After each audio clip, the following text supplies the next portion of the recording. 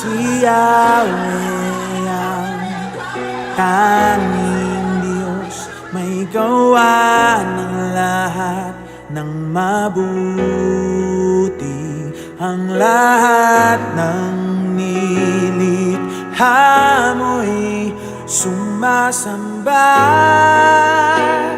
sa iyo. Upang ako'y matagpuan, tinatanggap kita, tinatanggap kita. Sa pangalan mo may kaligtasan. Sa iyo mapalad ang Ibig sabihin, kapag puspos kita ng banal na spirito, madidiscern ka kung ano ang kaipuhan ng mga kaluluwa sa palibutan. Dahil in-assure ka ba ni Lord sa Matthew 28:18-20 na ang presensya niya maiba sa to. At dahil sinabi niya presensya niya, yaon sa to, kumpleto nga kita sabi ko sa bago, di ba?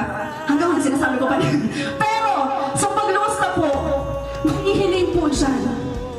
Nahihiling po dyan kung ay buhan kang mga tao ang Lord, si Lord. Ang po, higit sa pinahiling, physical po ang sa inyong pangaibuhan. Maluluya po ang mga buto-buto ni Lumpo. Tama ba? Kaya nga po siya dahil makabuhat, dahil makabindog, dahil kulang ang energy. God knows the exact need ng kaluluwa makakatubang ta. Amen? Anong parte ng hawak kayan? Arang na arang ni Lord. Kaya na magayon, puspos kita ng banal na spirito. Dahil dyan po, nagiging makusuga sa kong senses supernaturally, ha? bayan.